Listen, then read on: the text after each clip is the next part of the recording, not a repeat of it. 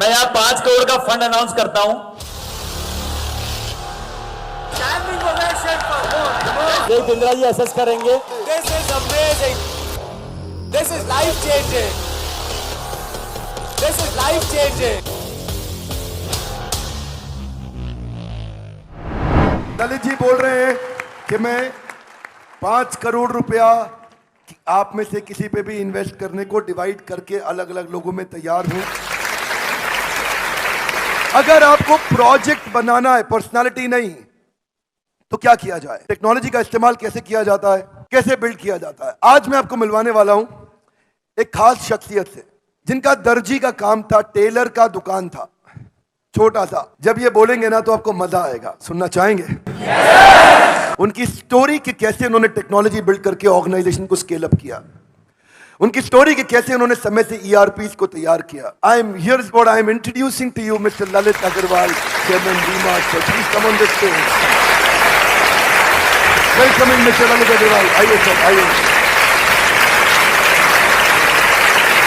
I am getting goosebumps, मेरे रोंगटे खड़े हो गए हैं। Look at that positive energy, look at the energy that you have created. छोटी सी कहानी है।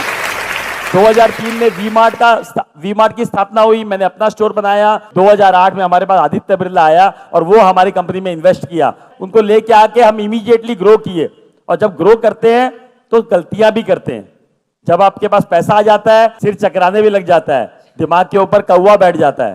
क्या बोलते हैं, दिमाग पे कौवा बैठ जाता है कि सोच हो जाती है कि हम जो कर रहे हैं वो अच्छा ही कर रहे हैं, सब सही कर रहे हैं। तो उस समय बहुत तेजी से हमने पैसे आए थे, बहुत तेजी से दुकानें खोली, लेफ्ट राइट डिसीजन लिया। बॉम्बे में जाके दुकान खोल दी, कोल्हापुर में जाके दुकान खोल दी, कोई इधर ईस्ट में जाके दुकान खोल दी। तो वो अलग अलग साइज की दुकानें खोल दी, अलग अलग तरीके का सामान उसमें रखने लग गए। तो उससे हमें 2009-10 जब लीमैन ब्रदर की क्राइसिस हुई, उस समय जब खराब समय आया, उस समय हमारी प्रॉफिटेबिलिटी टैंक कर गई। हम उतना रिटर्न जो जनरेट कर रहे थे वो जनरेट नहीं कर पाए।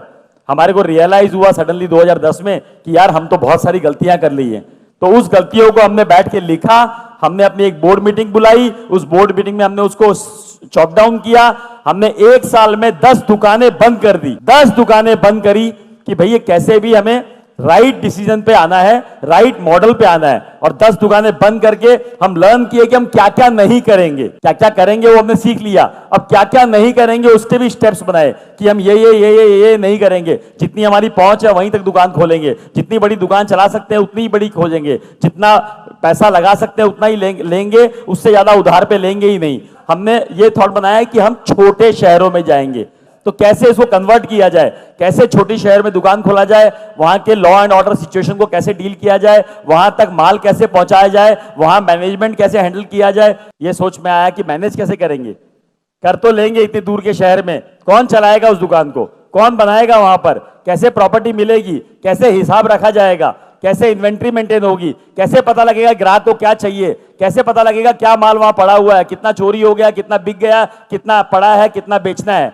ये सारे सवाल आए। उन सारे सवालों का जवाब खोजने की कोशिश की गई कि कैसे उस जवाब का सवाल खोजा जाए।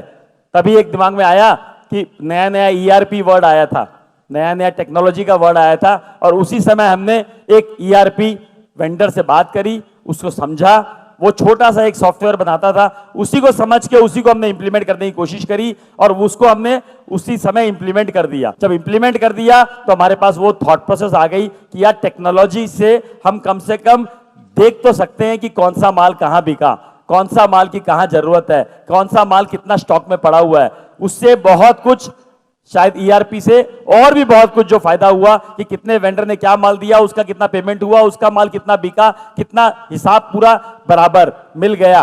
तो सबसे पहली शुरुआत वहां से ERP से हुई और हमने छोटे शहर में पेनिट्रेट किया और छोटे शहर ने हमें इतना रिवॉर्ड किया क्योंकि इतनी बड़ी जनता है जो कि आप हर कोई चाहता है कि अच्छा दिखे, अच्छा पहने, अच्छे से रहें और अच्छे अपने बच्चे को और परिवार को देखें। तो हर कोई चाहता है, लेकिन उसको अपने पॉकेट साइज में अगर मिल जाएगा तो वो लेना चाहेगा। ऐसा कोई रॉकेट साइंस नहीं है कि हमें रॉकेट बनाना है, हमें एक सिंपल काम करना है। अगर हम ध्यान से फोकसफुल करें तो काम हो जाएगा। क्वालिटी जो है पैसे डालने से नहीं बनती है, क्वालिटी खाली केयर, मेहनत और राइट नॉलेज से बन सकती है।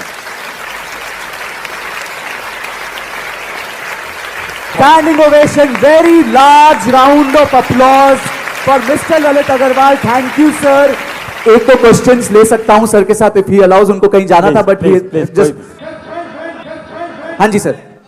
जब बात आती है वेंडर की, वेंडर कहते हैं मेरे को 5 रुपए सस्ता चाहिए, ये आदमी 5 रुपए सस्ता दे रहा है सर, उसमें हम आके फंस जाते हैं रेड ओशियन में। हम नया प्रोडक्ट लॉन्च करते हैं, कल को वो नहीं बिकता तो हमारा बड़ा लॉस होके बैठ जाता है। हमें शहद बनना है, मधुमक्खी अपने आप आएगी। कोई ना कोई गैप है, कोई ना कोई चीज आपको डालनी पड़ेगी जिससे वो चीज चमक के बाहर निकले।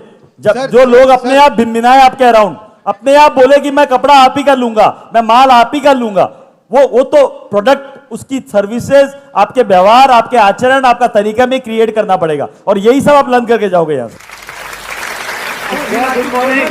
Good morning sir. Sir good morning. आपने कहा कि बोला कि अपने स्टाफ को आप छोड़ो, जैसे बच्चों को आप चलना छोड़ते हो, चलने के लिए छोड़ देते हो, तो जैसे जैसे हम जब भी स्टाफ पे पूरा ट्रस्ट करते हैं ना, स्टाफ कभी ना कभी धोखा दे देता है सर। कोई बात ऐसा भी नहीं, नहीं है, ऐसा भी नहीं है, कोई बात नहीं। गिरोगे, पड़ोगे, लगोगे, गाड़ी लेके निकलते हो, चलाते हो तो कभी ना कभी एक्सीडेंट होता है, कभी हल्का सा टच होता है, कभी बहुत बड़ा एक्सीडेंट होता है, तो गाड़ी चलाना बंद कर दोगे, गाड़ी में बैठना बंद कर दोगे।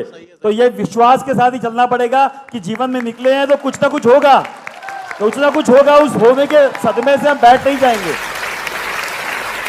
सर मेरा प्रॉब्लम भी स्टाफ से रिलेटेड है। वो लोग कहीं ना कहीं हमें बीच में छोड़ देते हैं कि हम लोग अकेले पड़ जाते हैं, वो लोग अपना 7-8 बजे चले जाते हैं। मेरा मैन्युफैक्चरिंग बिजनेस है तो हमें लोडिंग भी करवानी पड़ती है और हमें सब करना पड़ेगा। 10 बजे तक शुरुआत में सारे काम करने पड़ेंगे। 100 बार टेम्पो में बैठ के डिलीवरी देके आया हूं, 100 बार। मैं यहाँ 5 करोड़ का फंड अनाउंस करता हूं। This is amazing. This is life changing. This is life changing.